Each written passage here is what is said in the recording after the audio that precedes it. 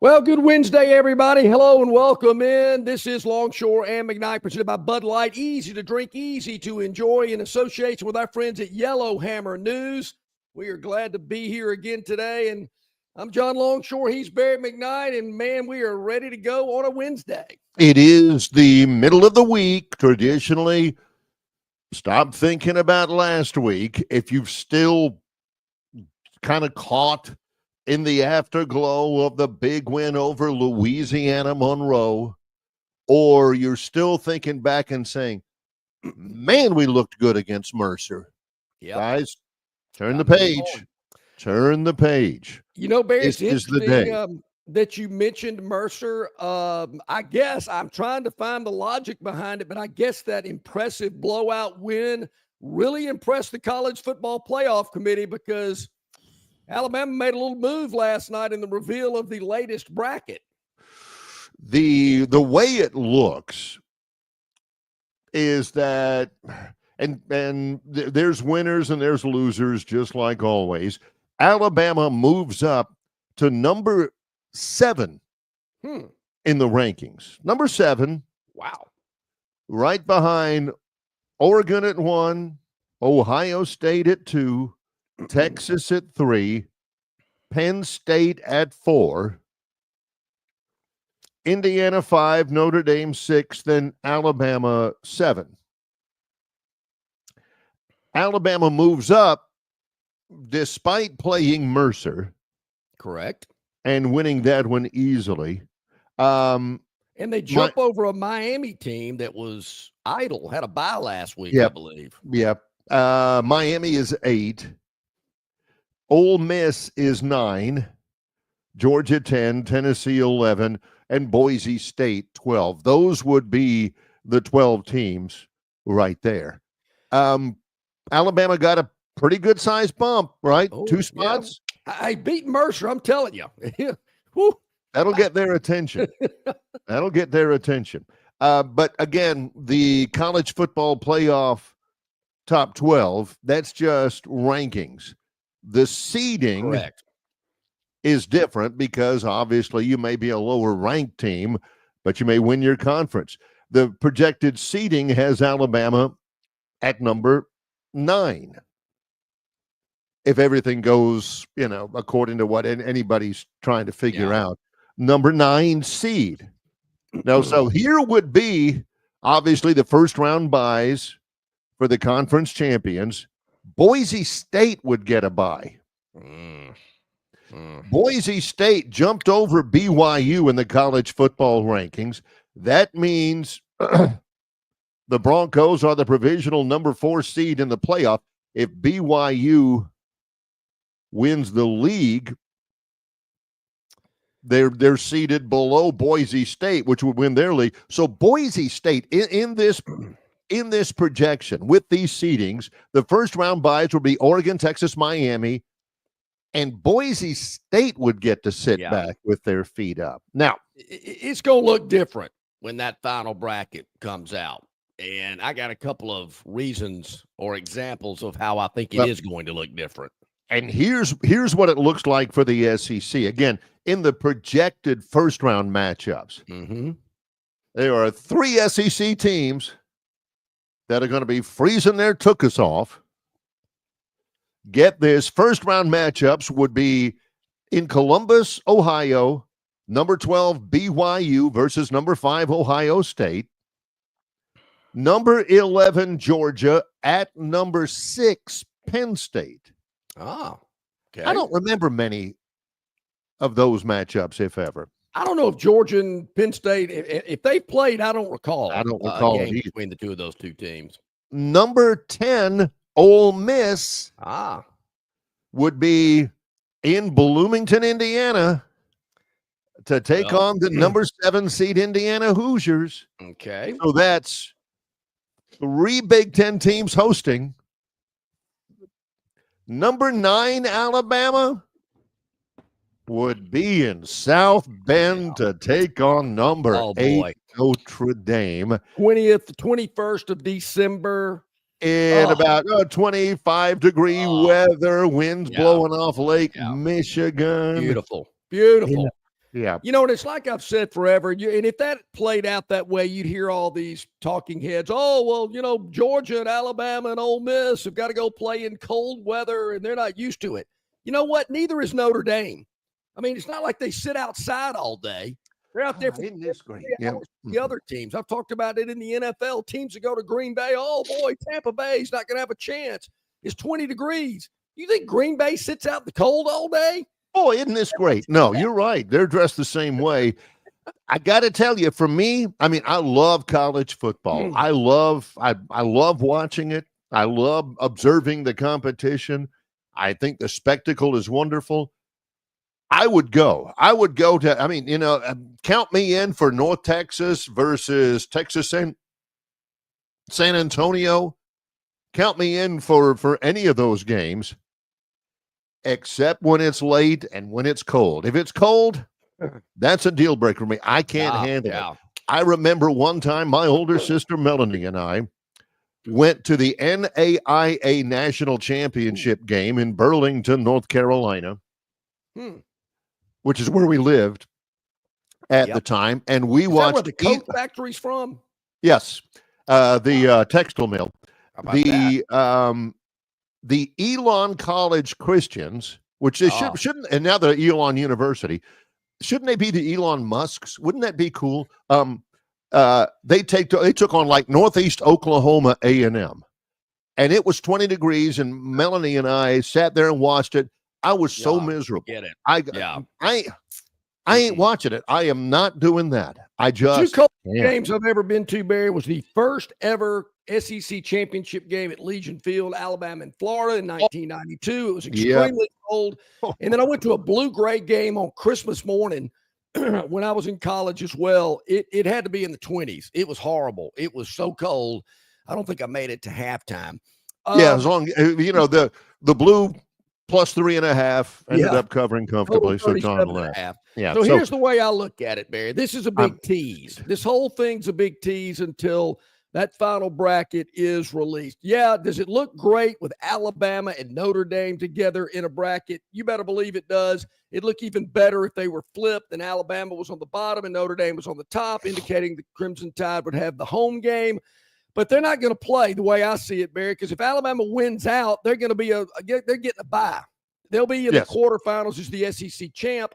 If they lose, they're going to be like an 11 seed.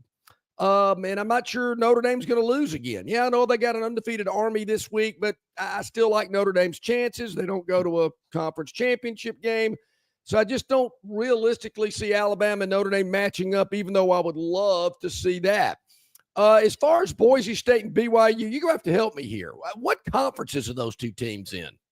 Boise State is in the Mountain West and BYU is in the Big 12. It's not going to matter if BYU takes on Arizona State on Saturday. Arizona State's number 18. John, if BYU wins that game, it don't matter what happened. I don't even know what Boise State did. If BYU wins that game, they vault back in front of Boise State. Yeah, I think they do too. I'm with you there. How about the ACC?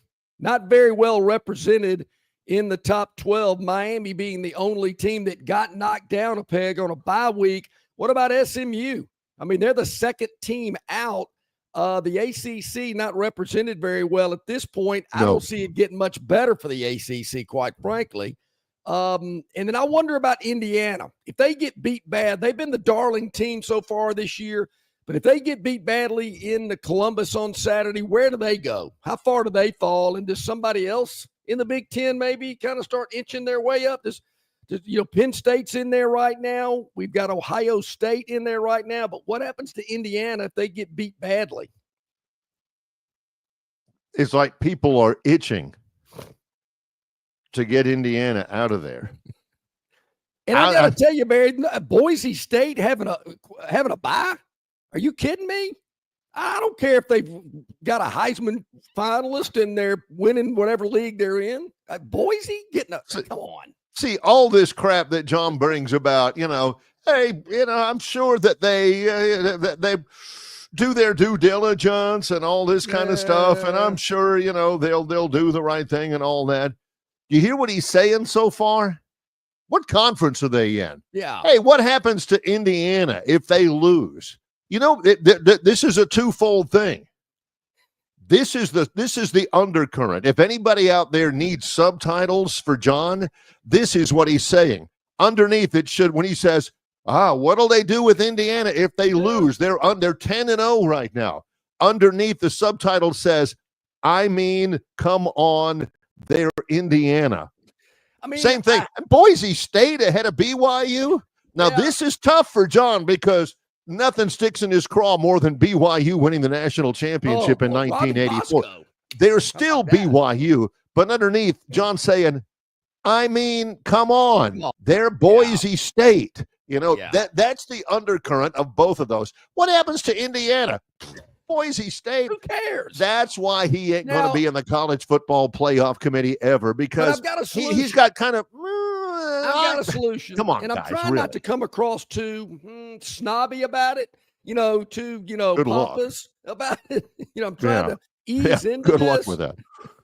So here's the deal. I've never been a big fan of this, but maybe now I will be. They do it in basketball. We need to, when they expand the playoff, we need to have a play-in, kind of like the NCAA tournament in March. And the play-in games will be for teams like the BYUs and the Boise's and some of these other Johnny-come-latelys that get hot every now and then. And, it's the talk of college football, and everybody's all giddy about them. Let them have a little play-in game, and then they won't be taking up one of those quarterfinal slots. I mean, like Texas, Miami, Oregon, Boise? Really? Oh, okay. See, I love that too. The little, I love that part too. That's telling. Boise? I mean, come on, guys. I mean, right it's now, like Ohio John State is the rush chairman, and they've got the little projector on the big projector screen, and it's dark, and all the brothers are there, and this guy, he in a legacy, he came in and, he ate all the little Bible school cookies that you have shunted over to the side and everything, and he was. You hear the guy in the back of the room going, we need the dues. We need the dues. That's right. Hey, we need the GPA. And John's like, I'm dropping really? that This guy? Box. Yeah, that guy's getting blackballed. He ain't got a prayer. Yeah. But see, that's the thing I don't like about this. I mean, it's all warm and fuzzy, touchy-feely. Oh, look at Boise State. Look at BYU. Folks, I'm telling you, when this last bracket is revealed in 2 weeks, I guess, it's going to look different than it looks today. Oh, yeah. No, there's no doubt. There's no doubt. And they're teasing us, or they're teasing me with this Alabama-Notre Dame matchup. I mean, just don't even show it to me. Yeah, I mean, that's like they're that reeling him in. Come on, take a bite there, John. Christmas morning. I don't want to see that. And do you know why the bracket will look different in a couple of weeks and things will work? Because these next 2 weeks are de facto playoff weeks. Yep. That's what you end up doing. Bob from Pike Road, one of our great contributors, Georgia and Penn State would play in Happy Valley in the first round if they were playing it like this weekend. Bob points out Georgia and Penn State played in the Sugar Bowl in January 1981. Yeah. In a de facto natty game. Georgia won. He's right, except it was January 1983. It was right after the 82 season, and Georgia ended up in 83. Penn State won it 27-23. Georgia won in Jacksonville in the Tax Slayer Bowl in 2016. So each team has won one of the two. That definitely rings a bell. I'll remember that back in the early 80s. Hey, hello, good morning to everybody, man. The River Region Straw chat line is going strong today. We really appreciate that. Everybody getting up and chatting with us this morning, chatting amongst themselves. We greatly appreciate that. You can get in as well. Get in on the chat, ask us a question, make a comment. We'll certainly bring it up and talk about it. Some good ones, as I mentioned today. Hey, Robert Kahn from Phoenix Physical Therapy will join us in about 15 minutes. It is our medical rehab segment.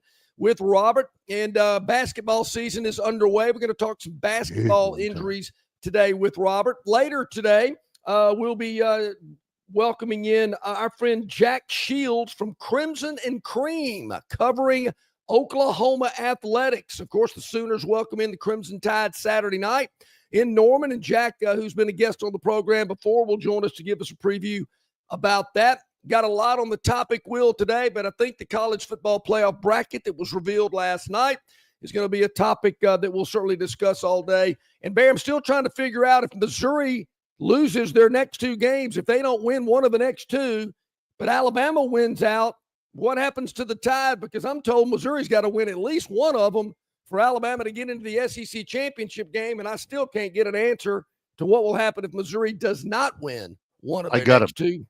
I got to figure that out. That doesn't make any sense on the surface of it, which means it's probably right. Also, hopefully on the topic, will the premier college basketball game in the country tonight involves a team? I believe it is on the wheel today. Well, I believe so. We're looking forward to this in conjunction with Yellowhammer News. He's John Longshore. I'm Barry McKnight. This is Longshore and McKnight, presented by Bud Light.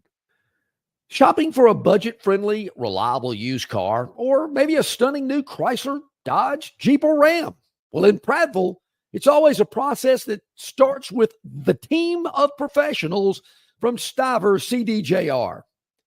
Thanks to years of experience helping others in the local community enjoy premium service, low prices, and access to a wealth of amazing new and used cars, it's safe to say that Stiver's Chrysler, Dodge, Jeep, Ram is the name to beat in Prattville. But hey, just don't take my word for it. Experience the Stiver's difference for yourself. Prices that will not be beat, a huge inventory, and knowledgeable, helpful sales associates. See why so many happy car and truck buyers shop at Stiver's CDJR, where price sells cars and trucks on Cobbs Ford Road in Prattville. Welcome to the holidays. They're officially here.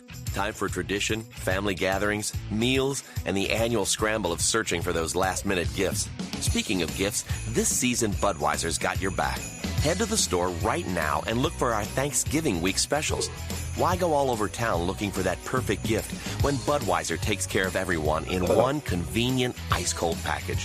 When you stock up on Budweiser with our Thanksgiving week specials, you'll have plenty to share with your friends and family. They'll all appreciate that Budweiser's brewed the hard way and has been for 140 years. We use the finest barley, malt, and hops grown in Idaho and Germany. We don't take any shortcuts when we're brewing. That's our tradition. So make the most of your holidays. Stop by your local store now for our Thanksgiving week specials. Grab enough Budweiser for yourself, your friends, and your family. It's a new holiday tradition everyone can enjoy together.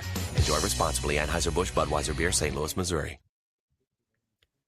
Enjoy all the food, drink, fun, and winning at Victoryland. An elevated entertainment value, the best overall casino experience, and the highest jackpot payouts makes Victoryland the place to be. Go to Victoryland.com to find out more about their incredible giveaways, daily promotions, and free play opportunities. 777 Casino, simulcast Thoroughbred, and Greyhound Racing are all within a short drive from anywhere in the Southeast. Victoryland, I-85, exit 22, Shorter, Alabama.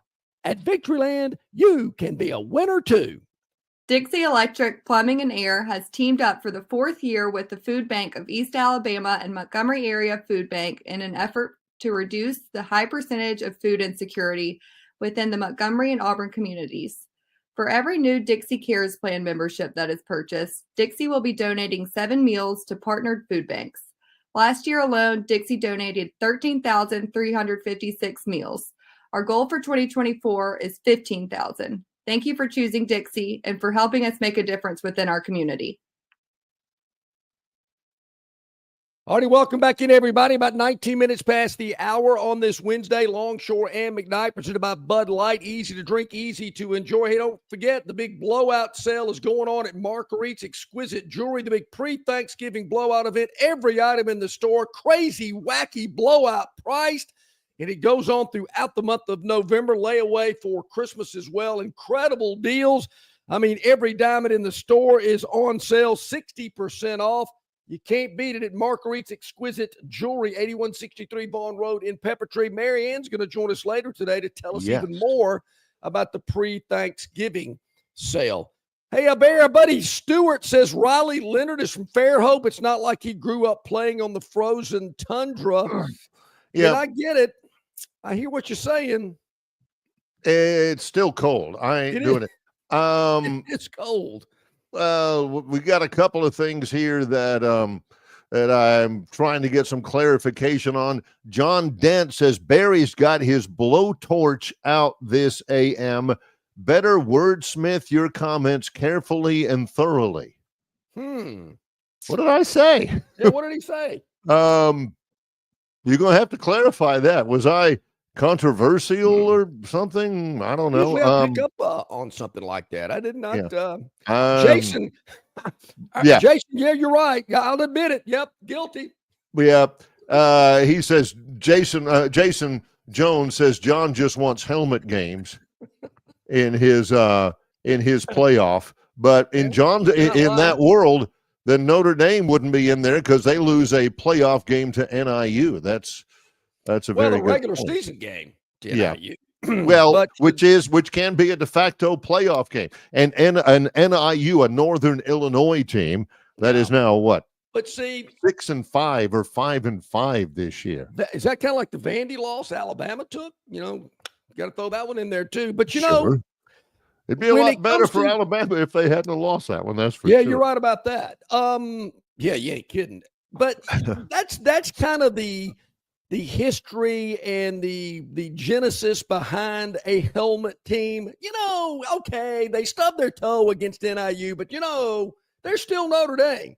You know, they're going to draw a lot of eyeballs to the TV screen. So we're going to act like that little NIU thing wasn't as big of a deal as some people are making it out to be. That's the benefit you get of being a helmet team.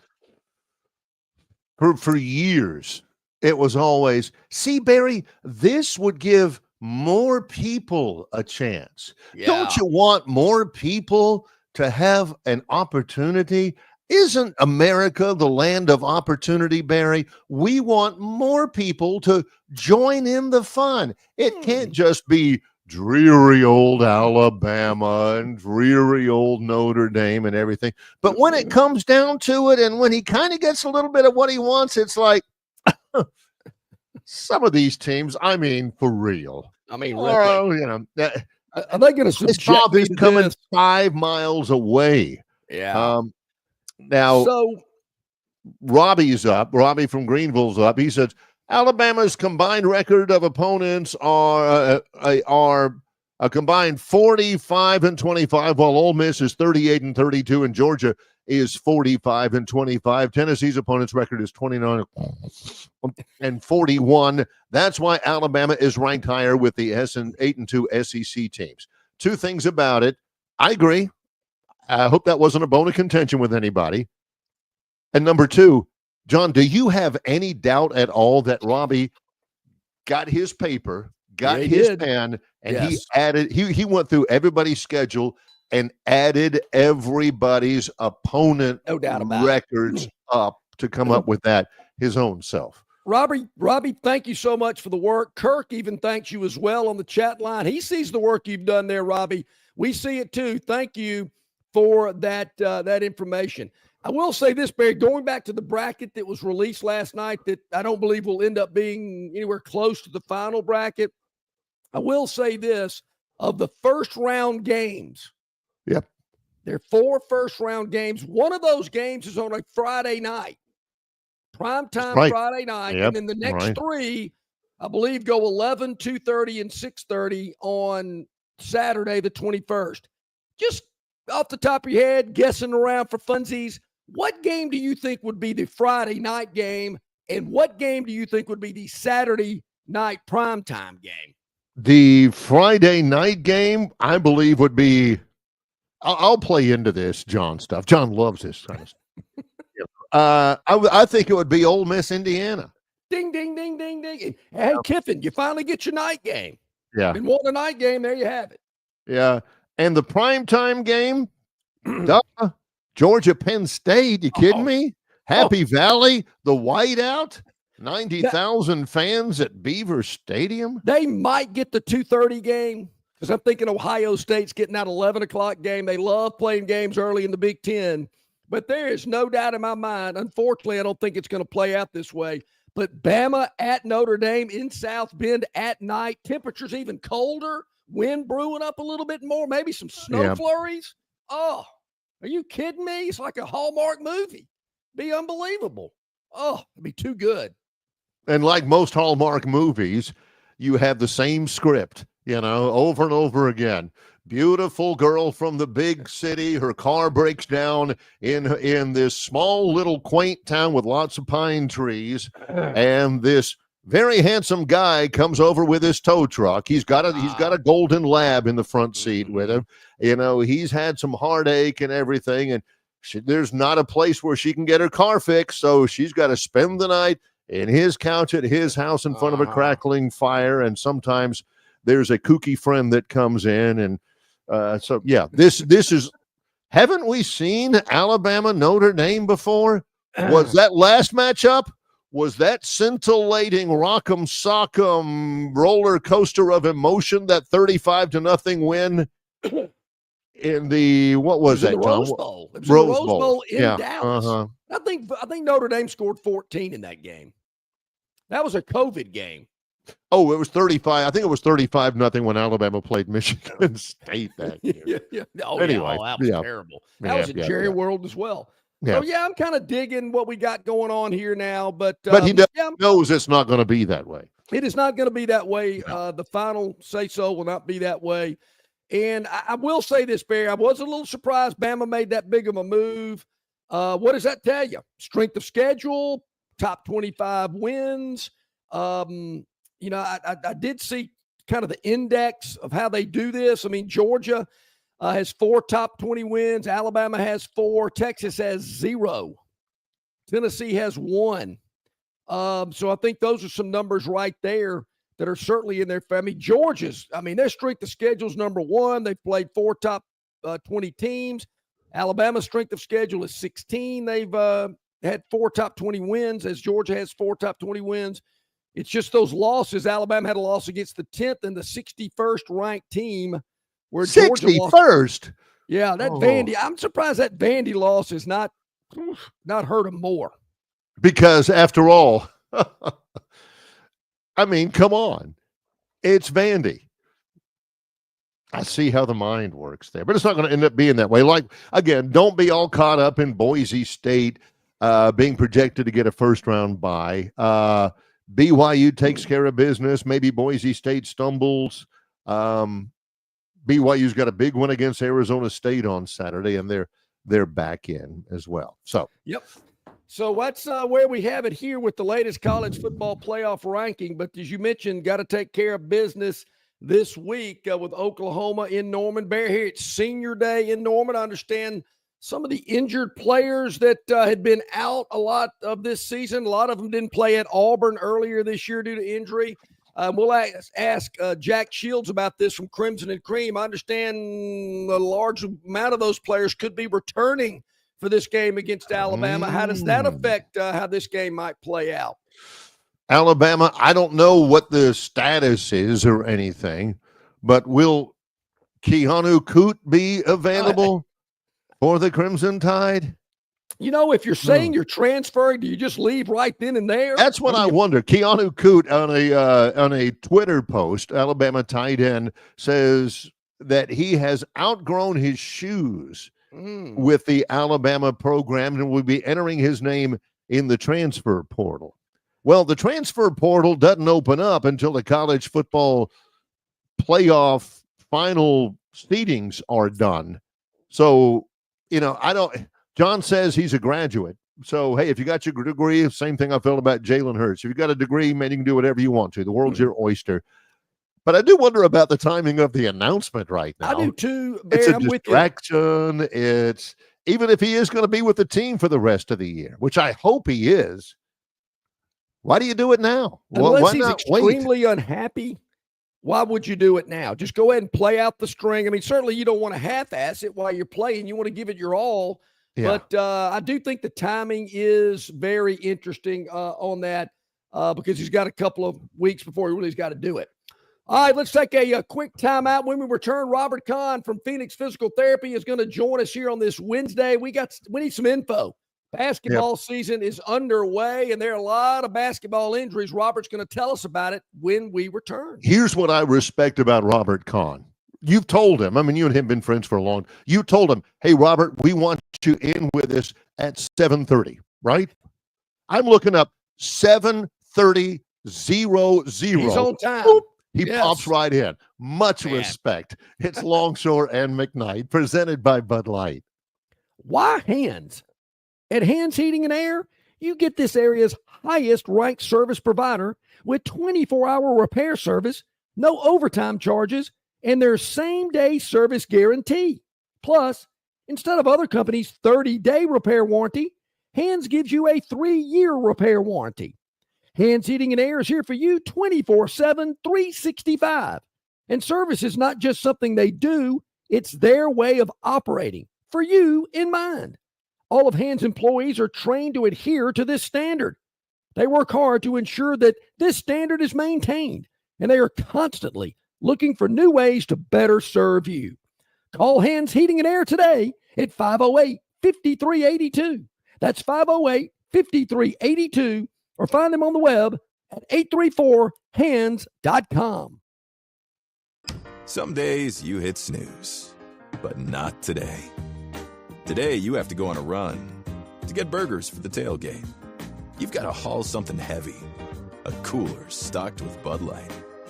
When you've got beer and football, nothing is hard. Until the other team scores. Bud Light, easy to drink, easy to enjoy. Enjoy responsibly. 21 plus, copyright 2024 Anheuser-Busch, Bud Light Beer, St. Louis, Missouri. Phoenix Physical Therapy is ready to help patients recover, recharge, and rise. They develop a customized therapy plan for each patient to get them back to enjoying their favorite activities. Their experienced team is committed to providing exceptional care in a professional environment. Whether you're looking to prevent or treat an injury, recover from a recent illness, or recuperate from surgery, schedule an appointment with our clinic and take advantage of our physical therapy, athletic training, workers' comp, and employer solutions service. Experience elevated physical therapy today. Call Phoenix Physical Therapy at 239-9316. That's 239-9316. All right, here we are back at it on a Wednesday, Longshore and McKnight, presented by Bud Light in association with our friends at Yellowhammer News. Check them out at yellowhammernews.com. They're on Facebook, they're on Instagram, they're on X, they're everywhere. And, of course, each and every day, Yellowhammer News has a complete write-up of what happened on Longshore and McKnight with video content as well. Check it out at yellowhammernews.com. Hey, Robert Kahn from Phoenix Physical Therapy joining us as they do each and every Wednesday during the season to talk about injuries and rehabbing those bumps and bruises and breaks and sprains. Robert, good morning. How you doing today? Good morning. How are you guys? It's been a few weeks since I've been on. Good to see you again. It's good to see you as well. Because it's been a couple of weeks, I need to catch up on something, if you'll allow me, Robert, because I think it was after we had a visit from Brent Vinson, and, he's friendly as can be and all that kind of stuff. Somebody was asking me about the Phoenix Physical Therapy location in Troy, and they said, what? And it's an older person. He said, I don't want to just go right in there and all of a sudden I'm on the leg machine or anything. What's it like when you first get there? How does the process start at Phoenix Physical Therapy? This was a couple of weeks ago, Robert, and I said, I'll ask. Absolutely. Everybody's different, right? Yeah, for sure. So, first visit, you come in, you got an ailment, let's say knee, shoulder, back, something like that.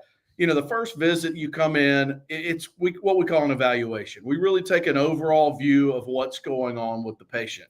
So you come in and we'll take get a base of where you are. So if it's your shoulder, we're looking at range of motion. We're looking at strength. We're looking at special tests to help diagnose what's going on in the shoulder. We're looking at where your deficits are, what we can do to improve the shoulder, what we can do to improve the knee. And then we're setting goals with the patient as well, saying, hey, look, here's where we want you to be in 2 weeks. Here's where we want you to be in 4 weeks. We're going over a plan. Here's how we're going to get there. We want people to know up front, if you want your best opportunity for success and getting better and getting well, then here's what we need to do. We're going to follow this plan. Here's your responsibility. Here's our responsibility. Here's how we're going to team up to make it work.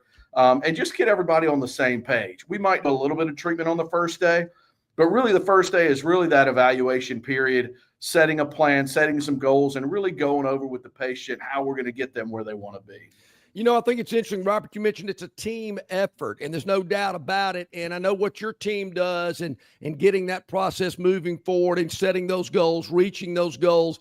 But it's also up to the patient as well. I mean, you just can't expect your guys to get it all done. I mean, the patient's got to put his effort in there as well and follow that program and that those rules, so to speak, to get to those goals you want to get to in 2 weeks, 4 weeks, 6 weeks. Well, the patient is the most important part, right? I mean, the old saying, you lead a horse to a trough, but you can't make him drink, right? You can tell a patient everything we need to do to be successful. And we've been doing this a long time. We know what we're doing. We know what it's going to take to get the patient where they need. A day one post-op ACL comes in, we're going to go over, hey, if you want to be running in 12 weeks, here's what you have to do. If that patient is non-compliant with their appointments, is no-showing, canceling, rescheduling a lot, not sticking to the plan. What I tell all of our patients is, look, when you come to therapy 3 times a week, you come maybe an hour each time. An hour a day, 3 days a week is not enough to get it done. If you really want to get your best outcome, there's a lot of compliance with a home exercise program. There's a lot of listening to what we say and do, lifestyle modifications, things you need to be doing on your own at home as a patient to give yourself the best chance of success to get to your goals. Now here we are at the cusp of the start of basketball season, college, high school, and all of that. There's always a concern that, some young athletes are finishing up the football season while still starting to get ready for basketball, and that there's a potential for overload. How do you feel? I've asked Brent this, but how do you feel about the concept with young athletes of diversification, of playing a lot of different sports and taxing your body that way? Yeah. First of all, can you believe it's almost Thanksgiving? I mean, I feel like we just started this in week 1 talking about ACLs, 3 months ago. So pretty amazing. But yeah, we see it a lot in our profession, especially high school, of multi-seasonal sports. People that are playing 2 sports, some of them are playing 3 sports per year. We're a big advocate of diversification. If you play baseball 10 months out of the year and you don't get your body in some other sort of sports, you're really doing a toll on your body. Baseball, your shoulder, your elbow, it needs some rest. Different sports require different real qualifications. If you look at football shape and basketball shape are 2 totally different things. I get that. A lot of these smaller schools that we see across Alabama, when your starting lineup on your basketball team is very similar to your starters on your football team, and you play in the second round of the playoffs on Friday night, and you've got a basketball game Tuesday night the next week, it's really hard to go from one thing to the other. Your endurance is totally different. Sprinting up and down a basketball court consistently, constantly with a clock running is very different than intermediate bursts on a football field where you're going, man, I'm going all out for 10 seconds, but then I got a 60-second break in between. So your body is in totally different shape. So when you go from football to basketball, it's going to take a little time. People think the shot's going to take a little while to get, right? I hadn't shot a basketball in 3 months. It's your shot, it's the coordination, but it's your body getting in a totally different type of shape in basketball versus football. It's interesting you mentioned some of these schools. Yeah, you're right. Some of the top football players are also the starting 5 on the basketball team. They've got to get reacclimated to that type of physical activity. The best, though, is when Big Boy, that offensive guard that can shoot the ball, that also plays basketball 2 or 3 times down the floor, man, his tongue's hanging out. He's going, Coach, I need a blow. I can't handle it. Yeah. He's the one camping out at the 3-point line, waiting for the kick out. Yeah.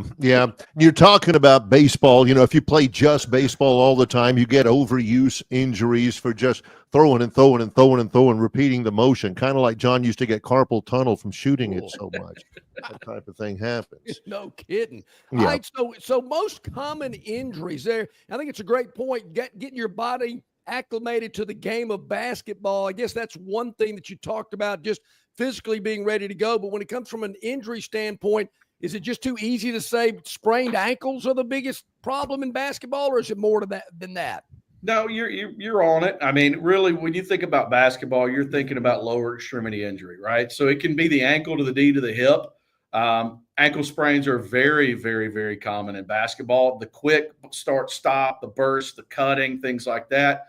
We see a lot of knees, mainly meniscus type injuries in the knees. You'll get your every now and then ACL that comes in through basketball. We've talked about before, ACLs a lot of times are the non-contact, leg is fatigue, quick cut right to left, knee buckles, ACL goes. We see a lot of hip sprains, right? Hip strains, hamstring, hip flexor, groin, things like that. We've talked about all of these injuries in the football-related field as well. But really, basketball, I would just generalize lower extremity type injuries, ankle, knee, hip type stuff. You don't see a lot of the overuse elbow, shoulder just from shooting too much, unless, like Barry said, somebody's really cranking it up there a good 40 times a game, which we've got some players that do that. Yeah. But we're really thinking kind of lower extremity injuries in basketball. Do you, in your experience, do you seem to treat more ACL issues with girls basketball players than with boys? I would say, I mean, we've talked about the incident rate of girls is much higher than boys, right? So, I mean, we see more boy ACLs, but the percent of girl athletes having an ACL is much greater than the boys. Volleyball, we see a lot of the ACLs in volleyball coming down wrong, knee buckling. But really, when you talk about female athletes, soccer, very, very common ACLs. Basketball, very, very common ACLs. Robert, when we watch basketball games, to me, I cringe when I see this because I know the pain. I've had it happen to myself before. Is when a guy's going up for a rebound and he comes down and one of his feet hit the shoe of an opposing player and that ankle buckles. I mean, you can see it right then and there. You kind of cringe. You grab your ankle going, ooh, I know that hurts. Guys hopping around on one leg or one foot. That happens a lot. And the severity of those, sometimes you'll see the guy come back in the second half. Other times, I mean, that's something that could keep you out for a couple of games. Yeah, when you talk about ankle sprains, we grade them grade 1, 2, and 3. Grade 1 is your minor basic sprain. Maybe you stretch the ligaments a little bit. That's the one where you come out of the game, you work on it a little bit, starts to feel a little bit better, maybe swells a little bit, tape it up, get back on the court, keep playing. Grade 2 is that intermediate sprain where you start to tear the ligaments a little bit, starts to bruise a little bit, swelling a little bit more significant. That's going to be your 1 to 3 week time of return period to get back to playing. Then you got the bad ones that are grade 3. Those are the when you're tearing the ligaments. Those are the ones where you're going to end up with chronic ankle sprains. You do it really bad one time, and you're going to end up doing it again down the line because you've compromised the stability of those ligaments in the outside of the ankle. Those are typically maybe immobilized for about a week post injury. Let the swelling settle down, let the bruising settle down, start some range of motion, start some strengthening as well. And you're looking probably 3 to 4 weeks on a bad grade 3 ankle sprain. And most importantly, you're probably talking about something that becomes a chronic ankle sprain. We all know that person that had that bad ankle sprain in senior year of high school, and they're playing pickup ball when they're 30, and it just keeps rolling again. They've just lost that stability because the ligaments just aren't there to give it what it needs. Another one that I had written down from a little while ago, we haven't talked to in a couple of weeks, the World Series, Dodgers, Yankees. And I was reading something somewhere where the pitching staffs for the Dodgers and the Yankees, more than half of the active players in the World Series on those pitching staffs had Tommy John surgery. Yeah. That is, I mean, over 50%. I think it was 59, 60, 61% of them had Tommy John surgery. Does that strike you as odd, Robert? It's becoming more and more common in the last 5 to 10 years.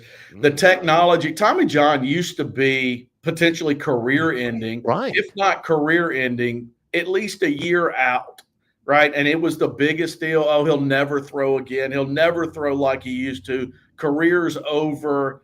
Tommy John has made such strides in the technique and the procedure that they'll do on the elbow these days that they're finding that a Tommy John is by no means career ending, and it's by no means even, multiple season ending. They're getting these kids back quickly, aggressively, and most of the time back throwing like they were before, sometimes even throwing harder than they were before. Right. Yeah.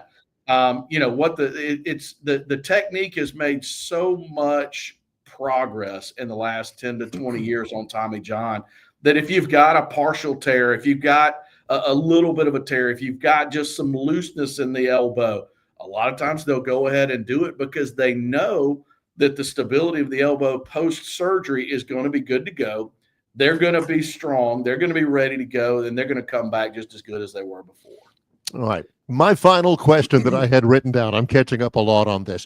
For older people, true or false, Robert, the older you get, we had a big conversation about it. The older you get, do you literally lose cartilage or tissue in the joints? Yeah, for sure. I mean, you talk about let's take the knee, for example. You've got a meniscus in there. It's a cushion between the two bones, the femur bone, the tibia. Over time, that we call it degeneration. So over time, that meniscus will degenerate and wear down. And then you hear the term bone on bone, right? Yes. So when somebody needs a total knee replacement, the cartilage, the meniscus between the two bones has degenerated away. It's not there. And what you have is bone rubbing on bone. Your cushion between the two bones is not there anymore. Or it's there on the outside, but not there on the medial side of the knee. And that's when you start talking about a total knee replacement, a partial knee replacement, where they'll go in and they'll line the bones, the end of the two bones, with an artificial joint in order to take that pain away. When the cartilage wears down, that's what leads to the arthritic process. At Phoenix Physical Therapy, do you spend time rehabbing patients, clients who have had knee replacements? Oh, very, very, very common. Very common. And arthritic processes is probably one of the highest incident rates of what we see, whether it's knee arthritis, hip arthritis, spine arthritis, shoulder arthritis. As we live longer, and the population as a whole is living longer every year, right? I mean, 60 is the new 40, 80, 60. Yeah. It really is. As our bodies live longer, our bodies still break down. And as our bodies break down, the arthritic process sets in multiple body parts. And that's where physical therapy comes in, either to prevent the knee replacement, to relieve the low back pain, prevent the hip replacement, or get them ready for it, right? We can do it preoperatively for a total joint, postoperatively for a total joint. But a lot of times the physical therapy, strengthening the joints, strengthening the muscles surrounding the joints, can either delay the surgical procedure or prevent it from happening altogether. I think that's one of the reasons I don't hit my T-ball as far as I used to, because of arthritis and muscle deterioration and cartilage and things of that nature. At least that's what I'm telling myself, Robert. Flexibility, John. Flexibility. Yeah, that's what I hear. Is key, man. All right, here's something I want to pass along as an experience. This certainly happened to me, and I know we talk so much about athletes and injuries that happen on the field of play and the courts and things of that nature, but I actually had this happen to me many, many years ago. For our younger viewers out there that are still in high school playing basketball, and you ride the bench like I did, when that coach calls a timeout and you got to stand up from the bench, don't do it quickly. Ease into it, because I actually pulled my lower back from jumping off the bench too quickly, Robert. man, I was in pain for like a week. I mean, I just couldn't get that thing out of there, trying to do some leg exercises as I sat on the bench during the game. But it's not just all the players. You bench guys out there, you got to be careful. Don't make sudden jerking motions because you could injure yourself. Absolutely. Hey, we talked about back spasms a few weeks ago, and I told everybody, until you've had a back spasm, don't knock it because it'll get you for sure. I remember talking with you about that back whenever when the Braves made the playoffs and their big left-hander who won the Cy Young Award, he had to miss a start in the playoffs because he had back spasms. And I'm thinking, come on now, this is the playoffs. And I remember you at the time, you said, no, that's legit. It is legit. Yeah. That is. Well, so is Phoenix Physical Therapy with locations throughout the River region. Robert, tell our viewers, tell our listeners how they can find you and what you can do to help them out. Absolutely. I appreciate it, guys. Phoenix Physical Therapy doing outpatient orthopedic physical therapy. Hundreds of years of experience between the therapists that we've got. We've got such a great staff. And that's what I hear all the time from our patients is people will pull me aside and go, man, you have got great people in your clinics. And that is 100% what it's all about. We've got qualified therapists that are very, very smart. Most of them a lot smarter than me. I'll never tell them that, but most of them are a lot smarter than me. Very good at what they do, but personable. We're welcoming. People love our therapists, and we've got such a great staff. Located all across Central Alabama, Prattville, Greenville, Troy, Wetumpka, Selma, Auburn, Alex City. Just happy to be able to help people in the community. And if you need us, give us a call, 239-9316. That's the main office here in Montgomery. We'll get you directed to the clinic that most is suitable for you. Beautiful stuff. Always enjoy it, Robert. Thanks very much. Appreciate it, guys. Talk soon. You too, buddy. Thank you, Robert Kahn, Phoenix Physical Therapy. Always enjoy our medical physical therapy segment. Yeah, Barry, that's a true story. I mean, I'm over there lollygagging on the bench, not really paying attention to the game. Coach calls a timeout. All the bench guys got to get up so the players can sit down. Yeah, so they can rest. Yeah, so they can rest. So I got up real quick, and I'm like, oh. Coach is looking at me like, what? Only John could get injured on the bench. And don't get him started about those paper cuts. On the football sidelines and stuff. You flip the pages on the clipboard too. It's like, ow. I'm looking for a manager to get a Band-Aid. The guy's acting like I'm not even there. I said, come on, help me out over here. Terrible. Yeah. Terrible. Well, when we come back, we'll try to spin the wheel. Coming up in just a little bit, Jack Shields from Crimson and Cream, talk a little Oklahoma with Longshore and McKnight, presented by Bud Light.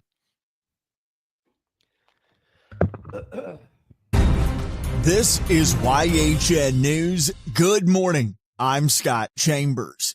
Goodbye warm fall and hello winter. The coldest air so far this season begins to move into Alabama tonight and tomorrow.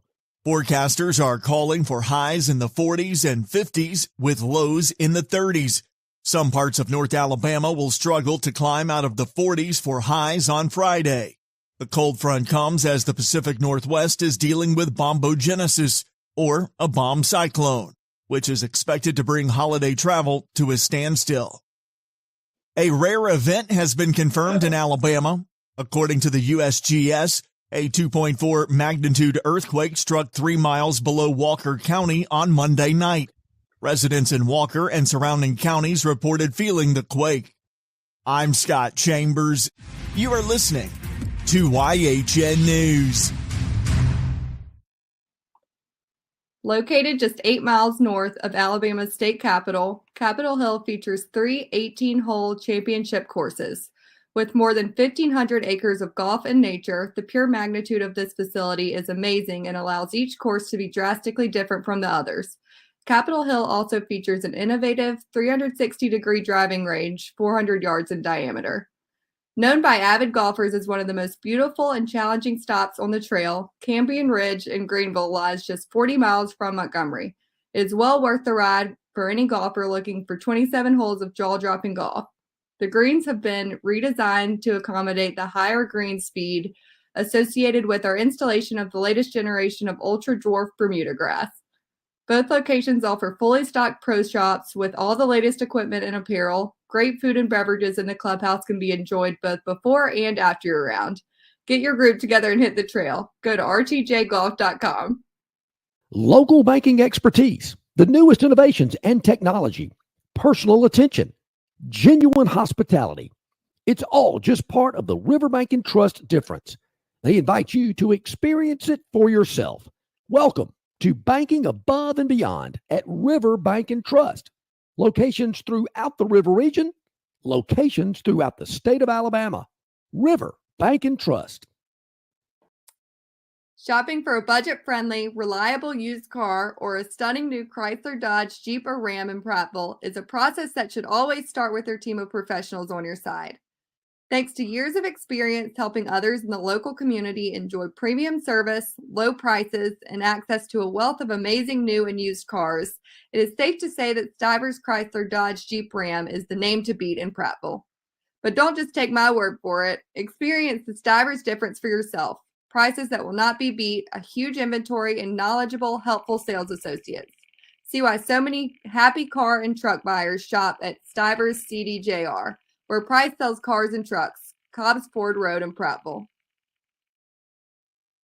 All right, welcome back in, everybody. Longshore and McKnight, presented by Bud Light. Glad you're with us here today. As Barry mentioned, Jack Shields of Crimson and Cream. He covers Oklahoma athletics. Will join us at the bottom of the next hour, previewing Alabama at Oklahoma Saturday night.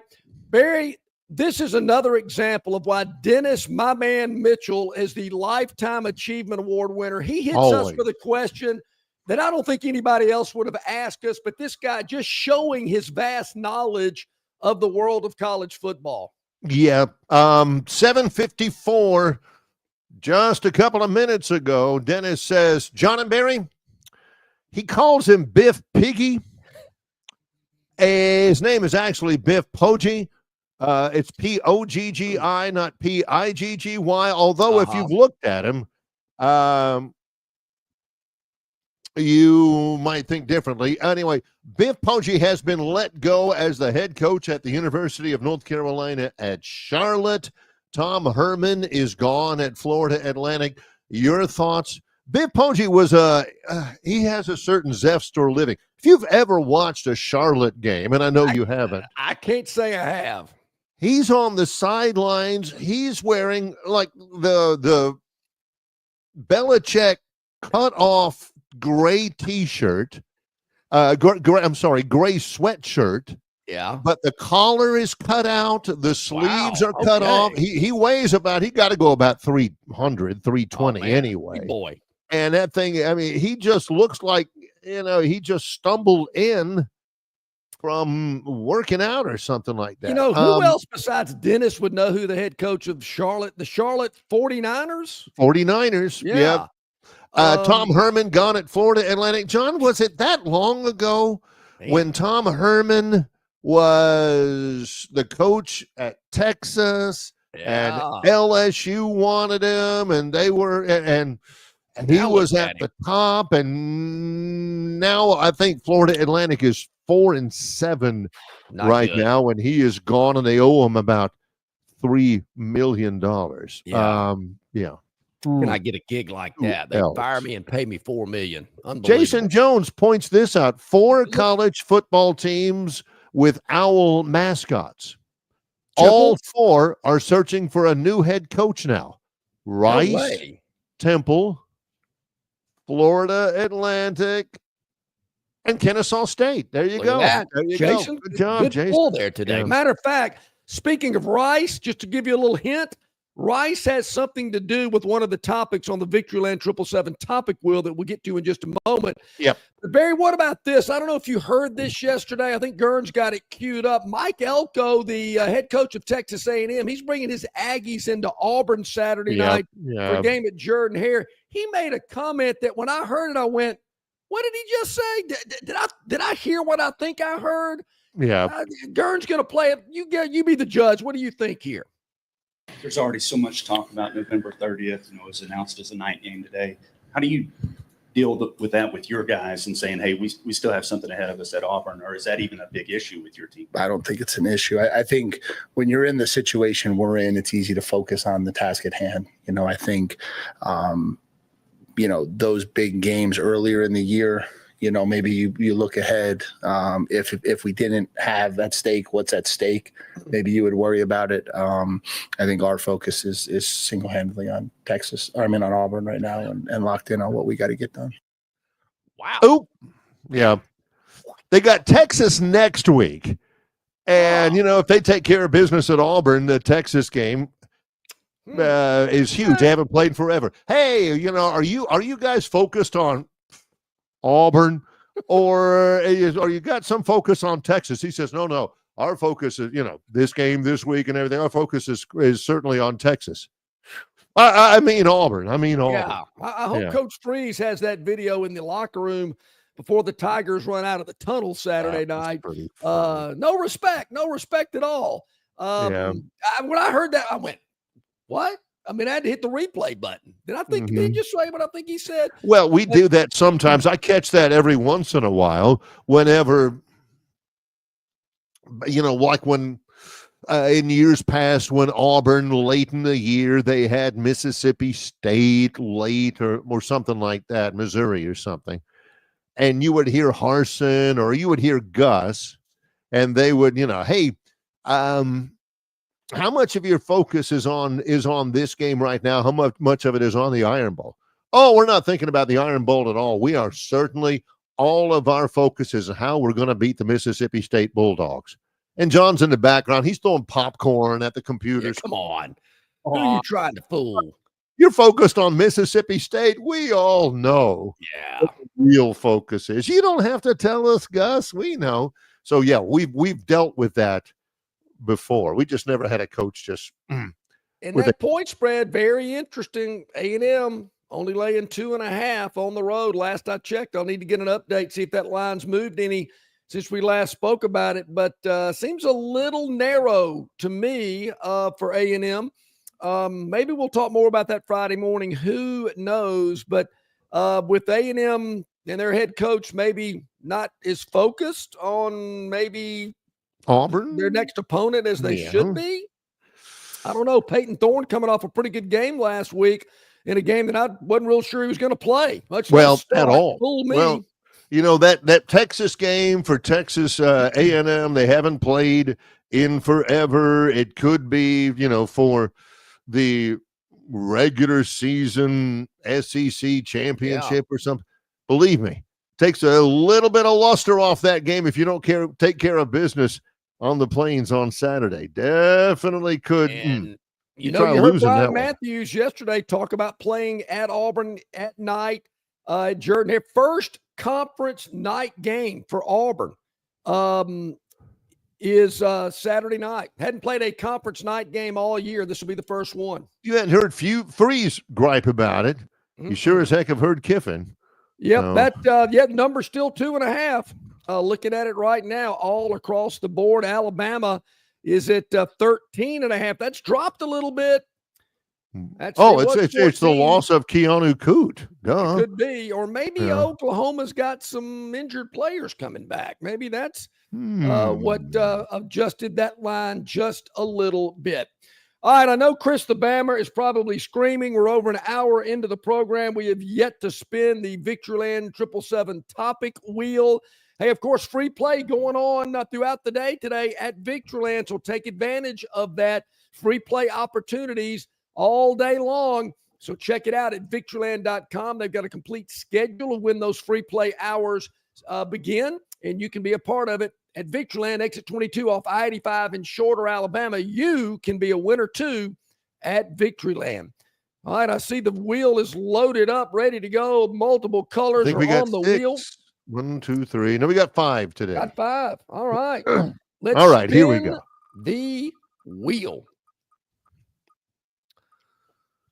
Oh, Bama beats. Barry, if you go to our website, our email, our website's under construction, as a matter of fact. Right, yeah. And you see a entry, and it says from me, because I sent it, and it's entitled Bama Beat. I thought this was very interesting leading into the game at Oklahoma, Alabama, and the Sooners. Alabama doesn't have a very good record overall against Oklahoma, and there's several other teams they don't have a very good record against either, losing records, as a matter of fact. And I thought we'd kind of go over some of these teams that people might not be aware of the record, overall win-loss record that the Tide has against these programs. They, I saw that earlier this morning before John sent it to me. It's from AL.com, and just the headline makes me nauseated. Oklahoma and 6 other football opponents Alabama hasn't historically dominated. These are the schools that Alabama has had difficulty with. Yeah, and Craig Stevenson writes, if Alabama beats Oklahoma in Norman Saturday night, it will not just keep its SEC championship and CFP hopes alive this season. With a victory, the Crimson Tide would even its all-time record versus the Sooners. Yep. To 3-1. The series between the two new SEC rivals includes 4 bowl games plus a pair of regular season games, the early years of this century. I remember that bowl game. Because Bama fans were like, Sugar Bowl?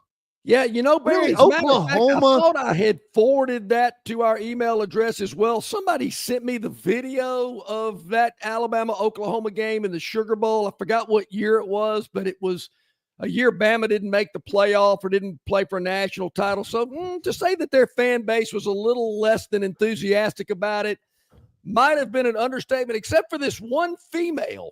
That was sitting about 8 to 10 rows in front of me that thought she would, you've heard the term stage diving when they jump off the stage into the crowd, right? Like a singer, and the crowd will catch them and, whatnot. Well, this lady attempted what I think she thought was a stage dive and tried to dive about 4 rows in front of her. She was ticked off at somebody and was trying to throw a punch. And so she dove over like 2 rows. Somebody said it was hoe over the top. I don't know if we can play I saw that. I'm video. like, holy smokes, what is she doing? I mean, literally, she was airborne. Yeah. And, spread eagled across, and then she's trying to get to somebody. If somebody hadn't been in the way, she'd have face planted against the back of some seat or something like that. I saw the video again yesterday, and I'm looking at it, and I'm thinking, I'm not sure she was intoxicated. I think she was on something else. Had to be. Well, I don't know what that was in, on, but it didn't seem to be alcohol. That was on January the 2nd, 2014. Yes. 10 years and plus ago. And Alabama lost that game 45-31. And the Bama fans were proud of it. Do you remember that? They're like, well, of course, they had, we didn't play that hard. I think there was some opt-outs or something like that. I mean, believe there were. I was at that game. Anything. I'm thinking John already has a very limited pool of decent teams that he'd like to see Alabama play. And I would imagine Oklahoma's one of them. It's Oklahoma. It's not Oklahoma State or it's not Tulsa or something. It's Oklahoma, and it's the Sugar Bowl. You would think, Barry, after that loss to Utah and what was the other one? Bowl game they went to, they didn't care. But this lady, I'll never forget, she was not happy at all. And she let some of these Oklahoma frat boys that were sitting near her know all about it. So that was the Orange Bowl after the kick six. It was the Sugar Bowl. That's what I meant. Yeah, I'm sorry. The latest time they played was in the Orange Bowl. That was fun. This was the Sugar Bowl after the kick six. All season long, Alabama had been ranked number 1, blowing people away. Then the kick six happened. Alabama's out of the national championship hunt in eviscerating, gut-wrenching style. And I guess they just didn't have anything left. I guess they didn't. So, Barry, Texas is the team. They got them in the number 1 slot. Alabama's overall record against Texas, 2-8-1. Coach Bryant never beat Texas. He was 0-3-1. Of course, Alabama beat Texas for the 2009 national championship in Pasadena. They beat them again in the regular season in Austin. Those are the only 2 times Alabama has beaten Texas.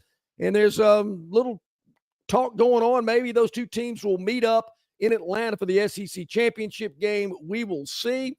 Notre Dame comes in at number 2. Alabama 3-5 against the Fighting Irish. Coach Bryant never beat Notre Dame. Ray Perkins was the first coach to beat them in the mid-'80s when I was in school. Saw that game. Number 3 is TCU. TCU 2-3 against Doug when we need TCU. him? Barry and Kent Waldrop, the player that is a picture there. I was at that game. I'll never 74. forget it. 1974. I've seen video of it. He was a running back for TCU, 1974 game. They won it 40. Alabama won it 41-3 in Birmingham. John was at that. It was just a simple toss sweep to the right to Kent Waldrop, the running back for TCU. Simple tackle. You see it 300 times a season, right? Yeah. I looked at the video and I'm thinking, what's so different about this? He was permanently paralyzed. Coach Bryant was at his side when he awoke following surgery, made him an honorary member of the A Club the next year and all that kind of stuff. So 2-3 against TCU. I'm sure Doug's extremely proud about that. Barry, I don't want to talk about this next team because I saw him lose twice when I was in school. You handle it because I got to let my cat out. The cat won't shut up. Hold on a second. I was wondering what that was. You got to love this. While John gets his cat, let's go full screen with Barry. Boston College. That dadgum cat. Jeez. Runs the house. Yeah, no kidding. Alabama College is 1-3 against Boston College. The 1947 season, blah, blah. I think Alabama claimed a national championship. I was a little young. That. Doug Flutie won in 83 in Foxborough Stadium, and then 38-31 in Birmingham in 84, the year that Flutie won the Heisman. Yep, that was a night also game. known. I played against Doug Flutie in youth league football. Believe it or not, they grew up in Florida before they moved to Massachusetts. That was probably more well known. The 84 game, 38-31. Boston College won it more than Flutie. That was the Kerry Good game, John. Yeah, it was. Kerry Good blew his knee out in that game. Had a great game. Ran the second half kickoff back for a touchdown, but it wasn't enough. But BC wins 38-31. That was the opening game of the season. It was at night at Legion Field, and Doug Flutie lit them up.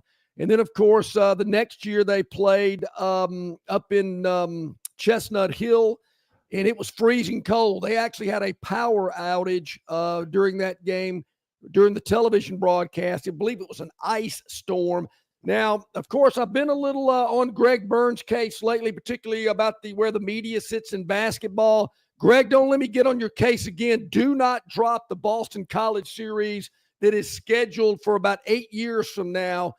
Tide's got to get right with the Golden Eagles, and they could actually even out the series, Barry, with those 2 matchups, and they could end up being 3-3 against BC if they do actually play those games.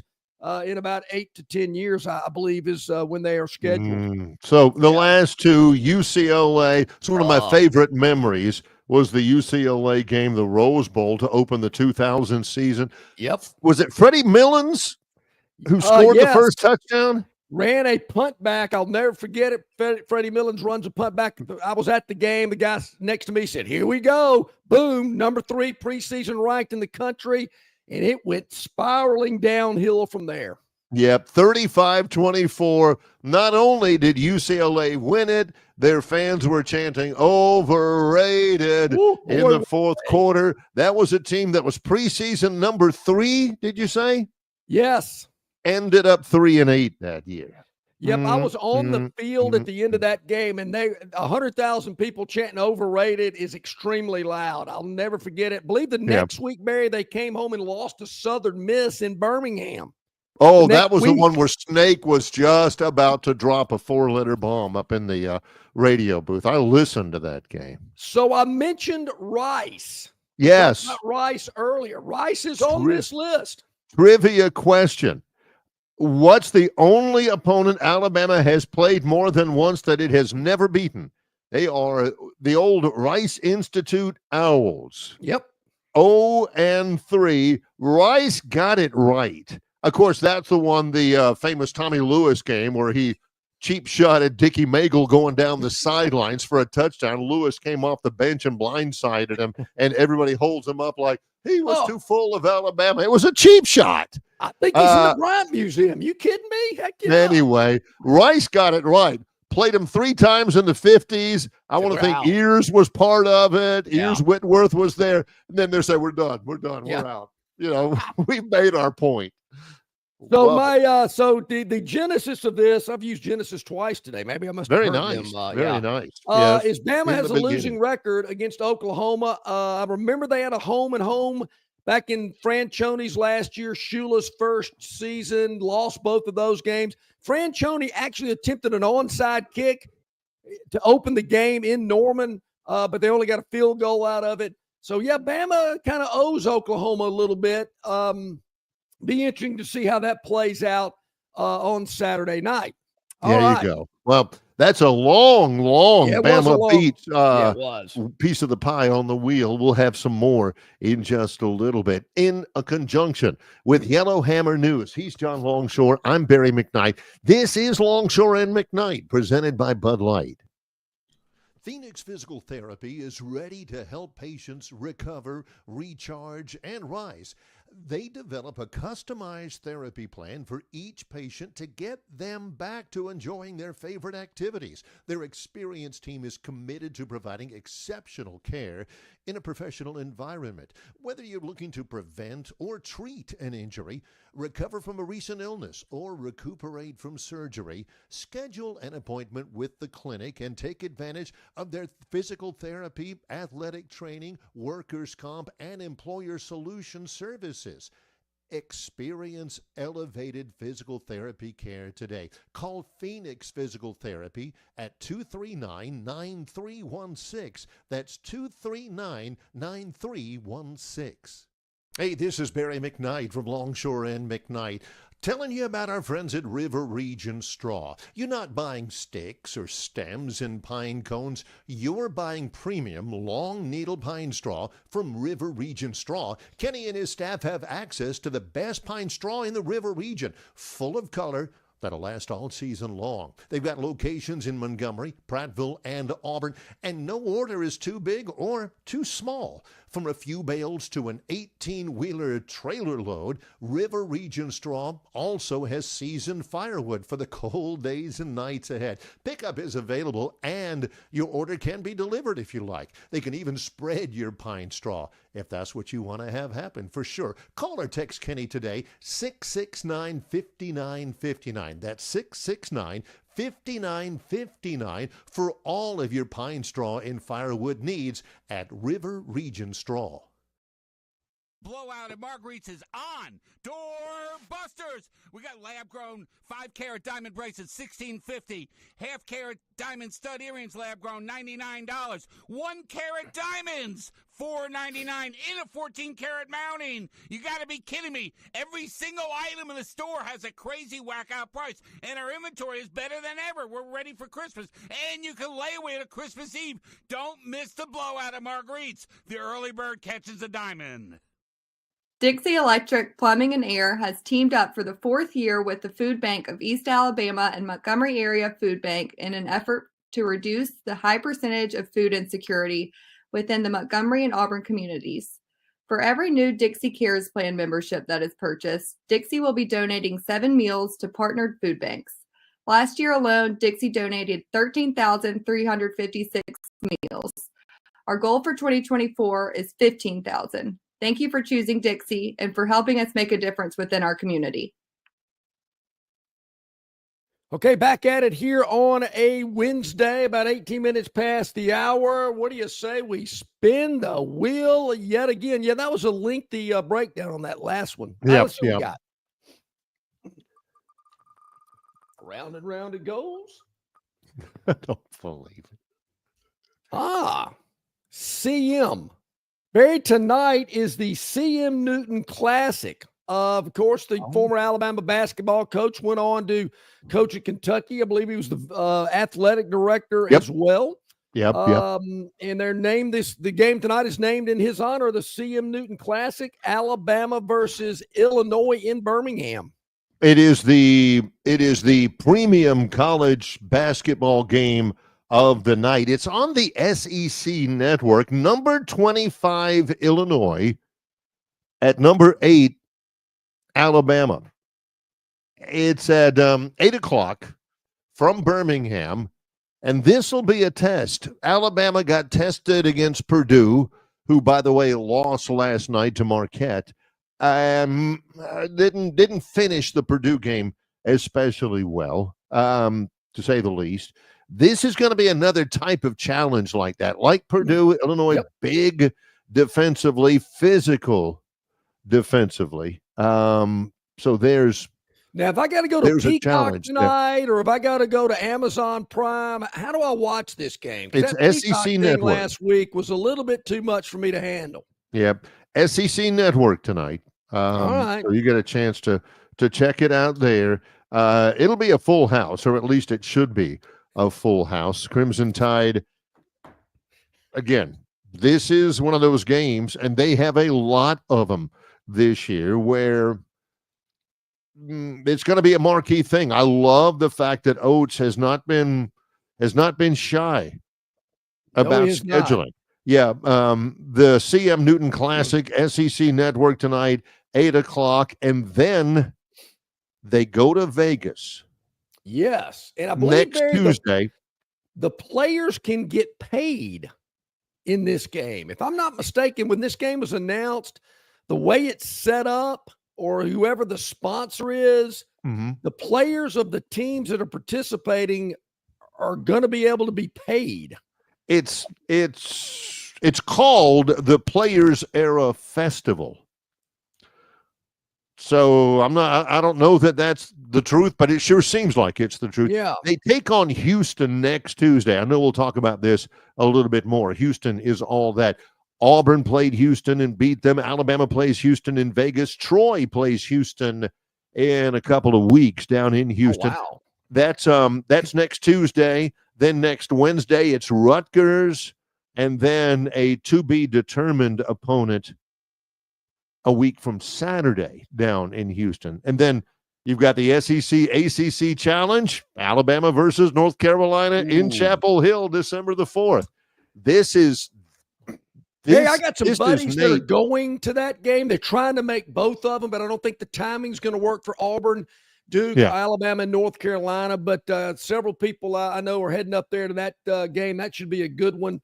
The Vegas game, are they playing that in the Alliance Stadium, or where they at? Or is it like Allegiant Stadium? Or I think the MGM I think the NBA Summer League is played at the MGM Grand Hotel. They've got a big event space there. Right. And I wonder if they're playing there. I'm not familiar with a basketball arena in Vegas. The only games I've ever done in Vegas were at the Orleans Hotel. And that's kind of off the strip. Arena. But somebody asked me this. Now, Barry, Auburn's flying to Maui tomorrow. I think so, yes. I'm pretty sure. Somebody, Barry, when you fly and you're on an airplane and you're getting up to cruising altitude, you'll always hear these little tones.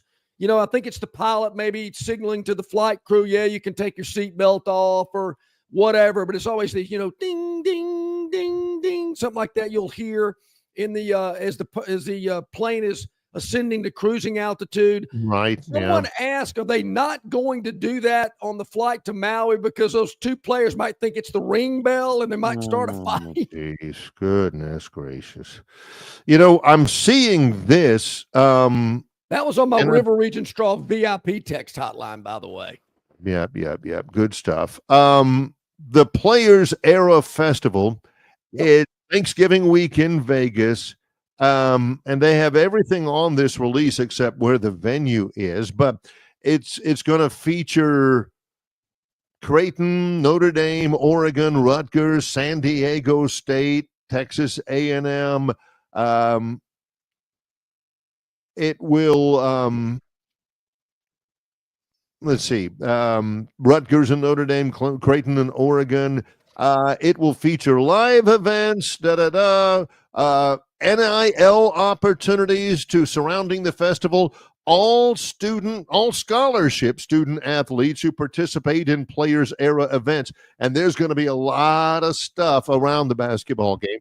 We'll also have an opportunity to engage in other NIL activities in return for shares of an equity stake in the entity itself. The direct alignment between athletes and owner-operators will allow players to further capitalize on their overall NIL opportunities. There you have it. All right, there you go. That's interesting. Yeah, okay, that is good stuff. Interesting stuff. I thought the bells on the airplane was kind of funny. Nobody liked that one. I thought it was good. Come on. Hey, have look, they have bells in an airplane. They have bells in a boxing ring. Are they going to have that ring girl on the flight with them? Like, All right, let's move she's on. an Alabama student. Forget that. All right, Gern, what's next on the wheel? Let's see what we got. Oh, only 3 left. Yeah, we've been doing all right. Yeah, we've been doing all right. All right, it is. Oh, well, Barry, it is that time of the year where there's a college or an NFL game every night of the week. I think that is still the case tonight. I'm not real sure what happened last night. I hate to admit I hadn't checked the schedule yet. What? Oh, come on. Last night. Give us a recap of what happened last night. What do we got tonight? Let's see. Last night, I was looking at what we had tonight. Last night, it was Miami of Ohio beating Northern Illinois, the team that beat Notre Dame. Miami of Ohio 20 and Northern Illinois 9. Central Michigan beat Western Michigan 16-14.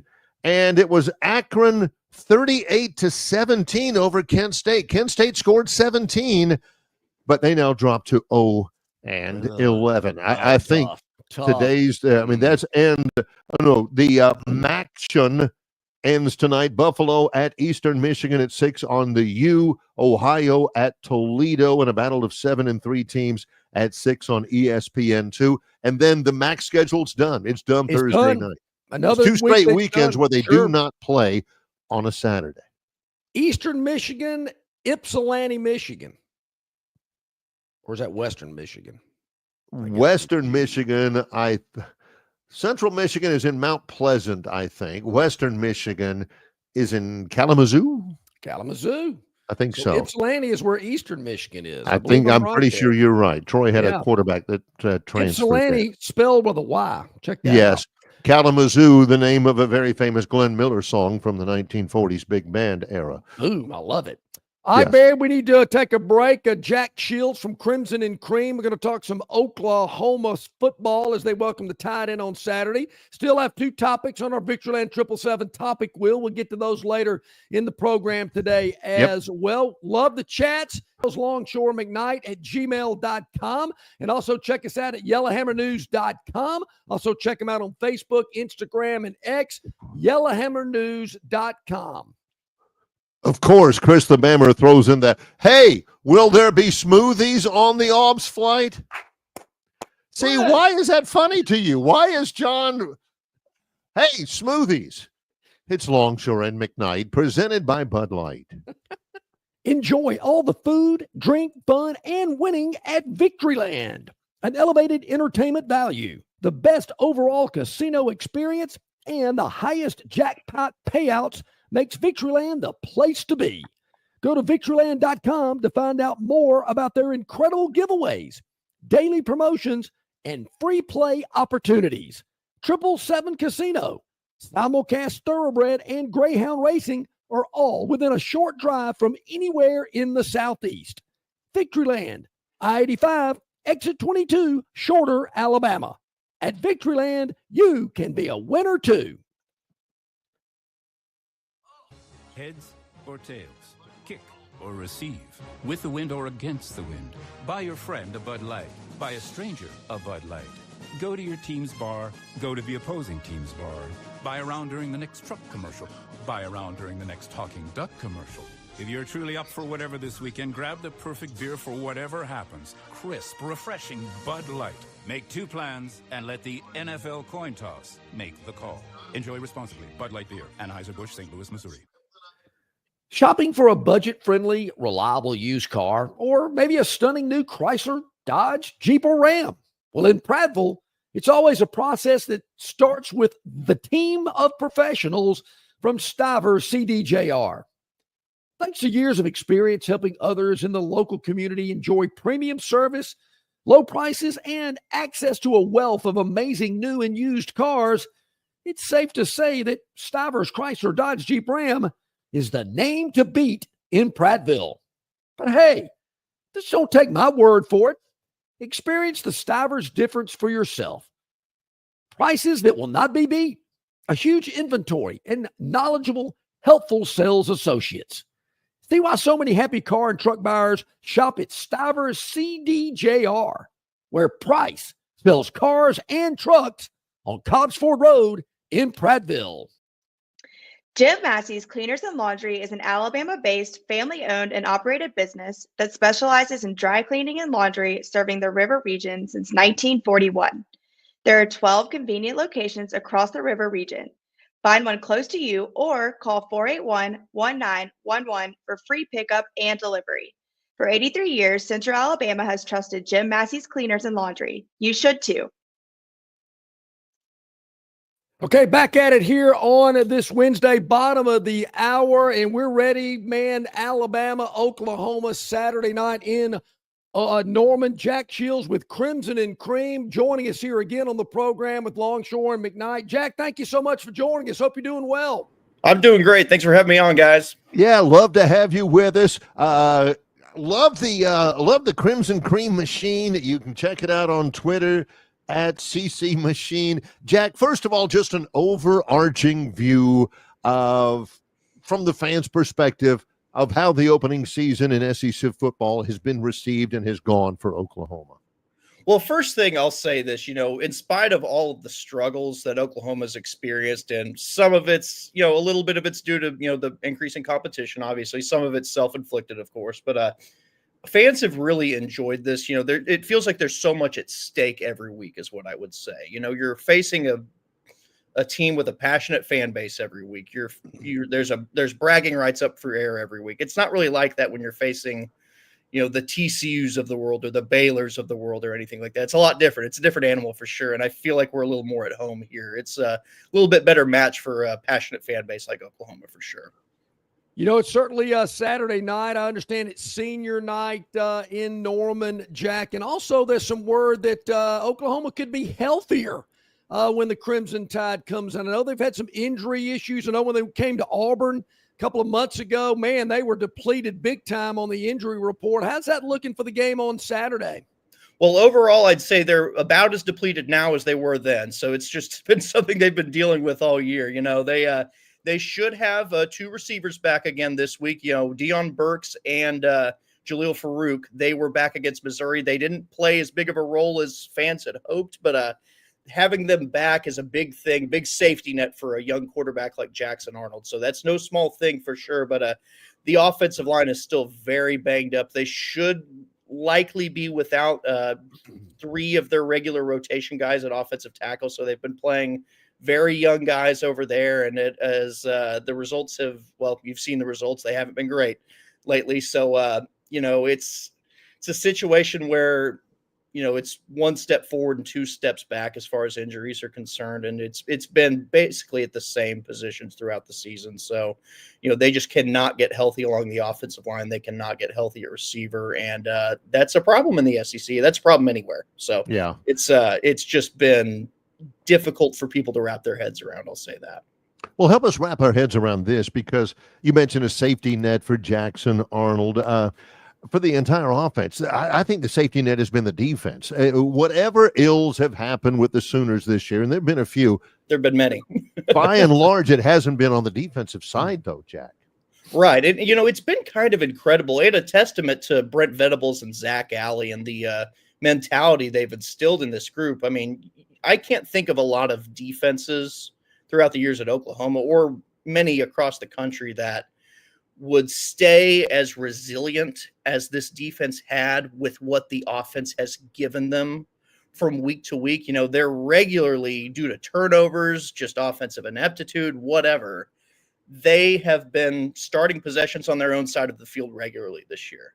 And they have bowed up time and time again, getting crucial stops on 4th and short, forcing punts. Their stop rate has been one of the best in the country this year. I mean, it's been terrific, and the run defense has been phenomenal. So, I mean, for all the things you could say about where this program is right now, Brent Venables promised to bring back great defense to Oklahoma. He kept up that end of the bargain pretty well. He's flipped it around completely in 3 years.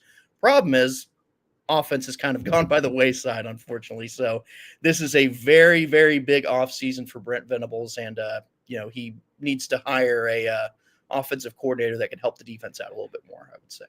Jack Shields, Crimson and Cream, covering Oklahoma athletics, joining us here today on our City of Montgomery guest hotline. Jack, talk a little bit about that quarterback position.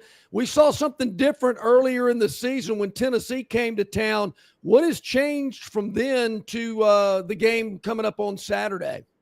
Well, I think they've concluded, in spite of Jackson Arnold's propensity to commit turnovers, I think the upside offensively is a little bit higher with him out there. There's, more of a threat of the downfield game. Not that there's been much of one, but there's more of a threat of that. And, the problem has been with him, his offensive line hasn't been able to protect him. That's the first thing. But the bigger issue is that whenever they have protected him, he is so gun shy at this point due to what he's experienced throughout the year that he's getting happy feet. And you see him, he'll get 5 seconds in the pocket and won't see a guy downfield because he's looking down and waiting for an edge rusher to hit him. He's kind of gun shy at this point. So it's something that he's going to have to shake off eventually. I don't know that Alabama is the right week to shake that off, but I'm just not optimistic about that happening this week. But I think there is hope within the staff for him down the line. He was a 5-star quarterback, a guy who was neck and neck in the rankings with Arch Manning and Nico. He's a very talented kid. He just needs some better situations around him in order to get acclimated, I would say. And a lot of it is self-inflicted with him. But and then Michael Hawkins, he's a terrific athlete as well. You saw him against Auburn. He's a great athlete, and he's not afraid of anything. I'll tell you that. For a true freshman, he's fearless. But the downfield game is just not as open with him out there. It could be,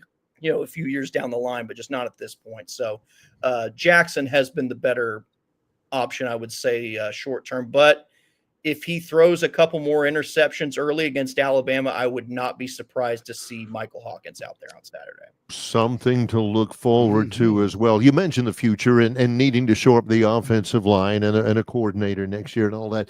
How has recruiting gone under Venables? I checked. I think it was like top number 7 or something last time I looked. Yeah, they've been regularly within the top 10, and that's what you can ask for at this point. And it's been terrific on defense. They've been bringing in 5 stars on defense. They currently have a commitment from, one of the top offensive tackles in the country. So if they can keep him on board through all of this turmoil, then, that's certainly a good direction. Their offensive line class this year has been, looking pretty good. So if they can keep that intact, then, that certainly bodes well for the future. But, you've talked about this defense, and one of the best attributes of this defense is the amount of quality and competitive depth throughout that unit. And that is a result of the recruiting you've seen over the past 3 years. And there's a little bit of portal in there, but it's mostly guys that were recruited out of high school by Venables and this staff. So it's, these are guys who have been in the system for a few years now, guys who were highly touted, SEC athletes essentially. So it's certainly an SEC defense from a talent standpoint. They just need to get healthier and find some continuity on the offensive line. And it's going to take a few years to get that done, I think, unfortunately. Jack, I was curious about the Oklahoma fan base. You kind of touched on it a little bit in the opening about how, the schedule and, it's a big event every weekend in the SEC. Talk a little bit about the fans' reaction and their feeling about now being members of the SEC. And also, do they even care that they don't play Oklahoma State anymore? There's a lot in there. There's a lot to unpack in that. Well, I would say this, every OU fan, no matter how they feel about the future of the program, in the now, they're furious. And, the SEC schedule, that has something to do with it. But with the offensive line situation, with 5 wide receivers out the most of the year, with a young quarterback, all 3 of those problems kind of feed off of each other and make it difficult to, kind of get some offensive momentum going. And, the way that they have played this year and the amount of ineptitude that people have seen on that side, both from a personnel standpoint, from an execution standpoint, from a play calling standpoint, I think, there's skepticism that they could do well in the Big 12 this year. I don't think they beat a team like Kansas State this year, just with what they're throwing out there. I mean, there's no downfield passing game to speak of. There's no rhythm. The play calling has been horrific, hence why they're looking for a new offensive coordinator right now. Right now, Oklahoma is trending for a 5-7 season, which is, unacceptable, of course, around here. If they're in the Big 12 right now, depending on what kind of schedule they draw, they're looking at probably 6-6, 7-5, honestly, just with how inept they've been offensively. So, the SEC, best conference in the country, most talent in the country, that doesn't help, obviously. It definitely exposes a lot of those issues. But I think a lot of teams would expose Oklahoma's issues this year, honestly. This is all good stuff. Jack Shields joins us here. Jack, how you, the content you create, the things that you do online, how do you clue us in as to how people can follow you? Yeah, so Twitter would be a good place to find us. At CC Machine is a good place. We're regularly having meltdowns over there on Twitter. So if you want to get in our headspace, I'm 6 days a week, Monday or Sunday through Friday. I'm pretty level-headed. I'm pretty analytical. When Saturday comes around and I watch this offense, I tend to want people fired, and our fan base wants people fired, and that's the way it is. So if you want to really get a grasp of our psyche, go ahead and follow us on Twitter. I told you they belonged in the SEC, John. Yeah, I'm not saying the same. Yeah, you definitely are SEC worthy, no doubt. Because appreciate that. Yeah. Auburn, Alabama fan bases, they're wanting people fired every day. It's amazing. No doubt. Hey, Jack, thank you so much, my friend. We really appreciate your time. We'll touch base again with you real soon. Thanks for having me on, guys. Absolutely. Sure thing. Great stuff. Crimson and Cream. Yeah, I was checking it out, Barry. Yeah, there's some opinions. There's some fans that aren't real happy. Yeah, the Brent Venables, Ted Roof, they let him go as defensive coordinator. Yeah. He's been fired as defensive coordinator at virtually every Power 5 school there is. I don't get it. Was he Terry Bowden? Who's the coordinator was he at Auburn? Gus for a while. Was it Gus? Yeah. Again, he's never been any place for a really long time. He was the defensive coordinator at Appalachian State, and his son was a linebacker there. And he didn't last there either. Anyway, Jack Shields appears on our City of Montgomery guest hotline. You want to know what's going on in the city of Montgomery? Go to montgomeryal.gov, the capital of dreams. It's Longshore and McKnight, presented by Bud Light.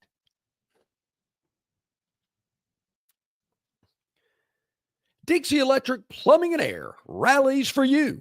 No matter the problem, Dixie will tackle it. They're licensed and trusted electricians, plumbers, air and garage door technicians are ready to win for you. From toilets to garbage disposals, circuit breakers to HVAC systems, Dixie never fumbles. Don't throw away your hard-earned money on second-string contracting companies. Score big with Dixie. After all, they are your biggest fan. Visit calldixie.com or dial them up locally at 262-2946. Welcome to the holidays. They're officially here. Time for tradition, family gatherings, meals, and the annual scramble of searching for those last-minute gifts. Speaking of gifts, this season Budweiser's got your back. Head to the store right now and look for our Thanksgiving week specials. Why go all over town looking for that perfect gift when Budweiser takes care of everyone in one convenient ice-cold package? When you stock up on Budweiser with our Thanksgiving week specials, you'll have plenty to share with your friends and family. They'll all appreciate that Budweiser's brewed the hard way and has been for 140 years. We use the finest barley, malt, and hops grown in Idaho and Germany. We don't take any shortcuts when we're brewing. That's our tradition. So make the most of your holidays. Stop by your local store now for our Thanksgiving week specials. Grab enough Budweiser for yourself, your friends, and your family. It's a new holiday tradition everyone can enjoy together. Enjoy responsibly. Anheuser-Busch Budweiser Beer, St. Louis, Missouri. Located just 8 miles north of Alabama's state capital, Capitol Hill features 3 18-hole championship courses. With more than 1,500 acres of golf and nature, the pure magnitude of this facility is amazing and allows each course to be drastically different from the others. Capitol Hill also features an innovative 360-degree driving range, 400 yards in diameter. Known by avid golfers as one of the most beautiful and challenging stops on the trail, Cambrian Ridge in Greenville lies just 40 miles from Montgomery. It is well worth the ride for any golfer looking for 27 holes of jaw-dropping golf. The greens have been redesigned to accommodate the higher green speed associated with our installation of the latest generation of ultra-dwarf Bermuda grass. Both locations offer fully stocked pro shops with all the latest equipment and apparel. Great food and beverages in the clubhouse can be enjoyed both before and after your round. Get your group together and hit the trail. Go to rtjgolf.com. You know, Bear, I've been thinking a lot since we brought it up this morning, or actually maybe I brought it up and I think you probably laughed at it or rolled your eyes. But I've been thinking a lot more about it. What about a play-in game in the college football playoff? I mean, the Boise's, the BYU's of the world, I could throw in a few others. How about a play-in to let them in the college football playoff? I always thought that when John was talking about a 16-team college football playoff, which he's been talking about even through the 4-team and the 12-team, that you were talking about just everybody go out and play. There's no buys. You know, you have 8 games to start, then 8-4, 4-2, and 2-1, right? That everything's equal. Nobody gets a bye, which I didn't really love because you've got to have some benefit to being like a conference champion or a number 1 seed or something like that. So you're talking about having obviously for 16-team playoff, there would be 2 playoff games with those 4 extra teams. The 4 you're talking about would constitute 2 play-in games. Yeah. Which is fine with the rank and file college football fan if the play-in teams are Boise State and Tulane and all that. See, I like the NCAA tournament. You know, the number 1 seeds don't get a bye. Now, you can say that 16 seed they're playing is a bye, but it isn't. They're actually really going not. out there. They're playing. They're wheeling the balls out there, dribbling them. They're playing a game. But they do have this play-in deal in Dayton beforehand.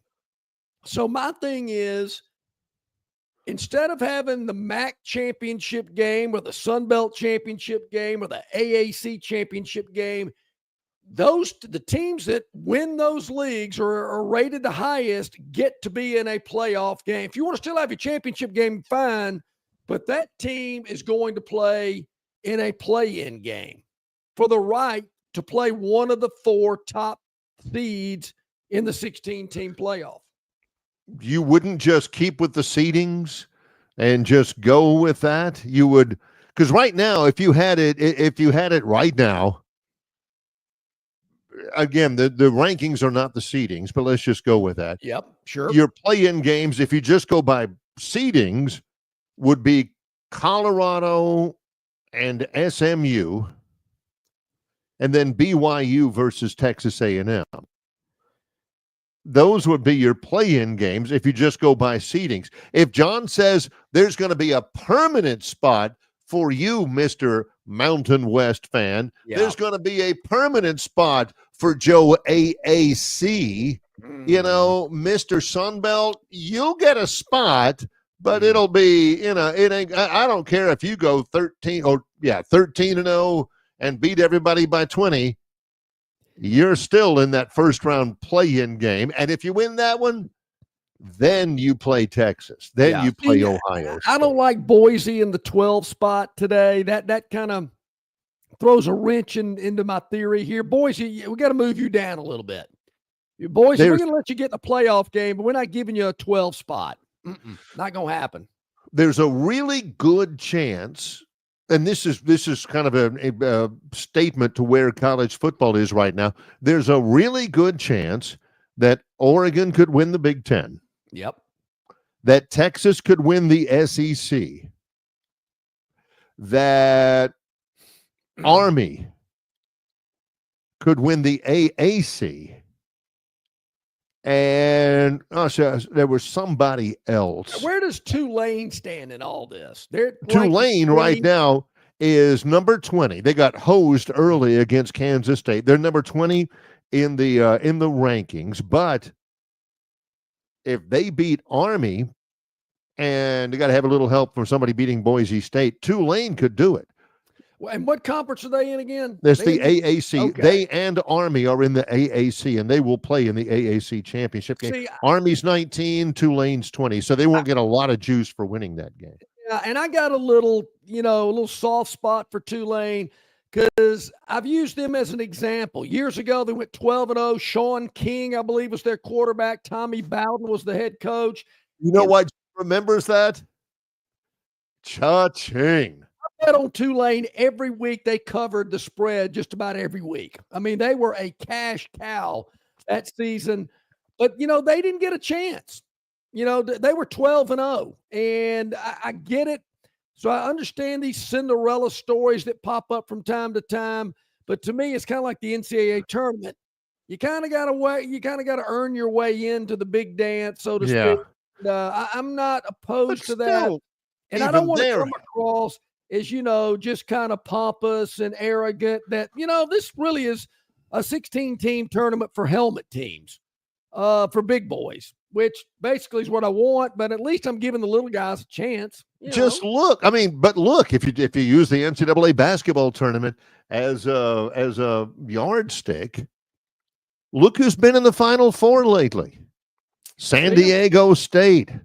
Yeah, Florida Atlantic, Butler, that wasn't lately, but that's happened. You give them a chance, maybe that ends up happening. Here's my original point. There's a good chance that Oregon wins the Big Ten. Mm-hmm. There's a good chance that Texas wins the SEC. There's a good chance that SMU wins the ACC. A good chance. And there's a good chance that BYU wins the Big 12. None of those schools were in those leagues last year. No kidding. Oregon in his first year in the Big 10, Texas in his first year in the SEC, SMU in the first year in the ACC, and here comes BYU in the Big 12. How about that? That's, the conference realignment has stood the entire thing on its absolute ear so far. And all those established teams that you're talking about, they're on the outside looking in their conference. If Alabama does make it to the SEC championship game and faces Texas, even more pressure on the Crimson Tide. You can't let some new guy that just walked in to win your championship. You got to let them earn it. You got to let them work their way up. I mean, you can't let Texas just waltz in here in year one, hoist that trophy. A lot of pressure on the Tide if they actually make it to Atlanta to face Texas. And Ward Manuel, who's the athletics director at Michigan, is head of the college football playoff committee. He was talking about this. He was saying, look, your strength of schedule is important, who you beat. Here's a couple of tidbits. Indiana is rated number 5. They're 10-0. They have played one team with a winning record all year. And that was Washington, and Washington was 6-5. Miami has 2 wins over teams with winning records. Their best win at home was against Duke. 6 of Texas's SEC games this year are against teams that are in the bottom 7 of the SEC standings. Brutal. And I think Jack Shields kind of touched on that. Yeah, Oklahoma little schedule bit. compared to Texas. Texas has had a cakewalk, and you think that was just coincidence? 6 of their 8 games this year in the SEC are against the teams in the bottom 7 of the standings. And Barry, think about it. Next year, Texas is playing those exact same teams. They're just flipping the home and away on them. Meanwhile, on the other side, again, Alabama has 4 wins against top 25 teams. Georgia has played 5 games against top 20 teams. Haven't won them all. Georgia has played 5 games against current top 20 teams this year. Only one of those was a home game. So the schedules, you've got to look at those, right? Yeah, I know, no doubt about it. No doubt. All right, a couple of more topics on the Victoryland 777 topic wheel. Let's try to get to them before the top of the hour. Gern's going to give it a big spin, and let's see where it lands this time. It is a double box. Barry, we talked a little bit about this yesterday, and I thought more about it. Alabama and Auburn Saturday night, both kicking off around the same time. What do? You got to go double box. I mean, what else can you do? I will never do that, because it's not really like watching the game. Do you count in the ratings, in the Nielsen ratings and stuff?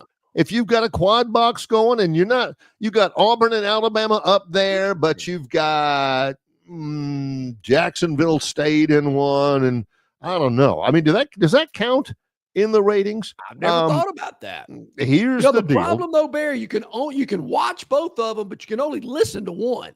So you kind of highlight the screen of the one that you want to listen to, and then if you want to listen to the other one, it takes a little minute, not a minute, but a few seconds to get over there to that game, and then I'm screaming, going, "What was taking so long?" I'm watching the game. You can't sit and watch the game when you're quad box or whatever. Pay attention. I'm talking double box, but quad box, folks. One day, Barry and I have got to go to Vegas together and walk into a sports book when he sees like 40 games going on at one time. And you know what I'm doing? I'm getting me a seat and I'm sitting in front of one of them, the one that I want. Here's what we're talking about already. Gosh, it's already week 13 in the schedule, which still blows my mind. Big week. It's not crap week number 3, even though John tried to position it that way. 2:30 in the afternoon. You've got Alabama. No, that's a night game. The 2 night games, 6:30 in the evening. You got Alabama at Oklahoma at 6:30. That is on ABC. Also at 6:30, you got Texas A&M and Auburn. Yep. I'm picking one. I think you got LSU Vandy too at 6:45. Yeah, LSU Vandy from Baton Rouge at 6:45. Man, what do you do? You can have it. You can have it. Be busy. All right, I think our last just happened to fall this way. If I'm not mistaken, spin it anyway, just to be official, kind of like that extra point when the clock runs out. And it is Trojans. I know there's a lot of basketball going on with the Trojan athletic department, and you got a football game on the road at the Raging Cajuns of Louisiana, I believe. Yeah, the Troy was a winner yesterday in basketball at West Georgia, 84-65. Big game for Jackson Fields.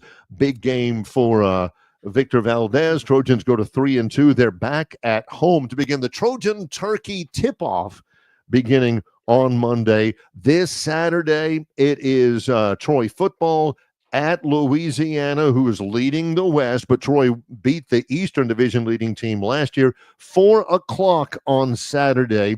It's on ESPN Plus. We'll have it on the radio beginning at 2:00 from Lafayette, Louisiana. Troy women's basketball spending the remainder of this week at the Great Alaska Shootout. They're in Anchorage, Alaska. Wow. So all Man, that's what a- going on. Yeah, that is they've a been to Buffalo, long- New York, been to Montana State, they've been to LSU, they've been to Alabama, they've been to Chattanooga, and now they're going to be at Alaska Anchorage in the Great Alaska Shootout starting on Friday. So there Man, you that go. is exciting stuff there, no doubt about it. All right, tomorrow on the program, Jason Caldwell from Auburn Undercover will join us on the show. Also, Rodney Orr, the Tider Insider, brought to you exclusively by the Destin Connection Seafood Market. The freshest seafood direct from the Gulf is at the Destin Connection Seafood Market, 3750 Norman Bridge Road. And our man CJ Duncan from Yellow Hammer News. CJ, of course, a part of their sports department, and CJ will join us tomorrow to preview the upcoming college football weekend. All that's coming up in proud association with Yellowhammer News. I'm Barry McKnight with John Longshore. This is Longshore and McKnight presented by Bud Light.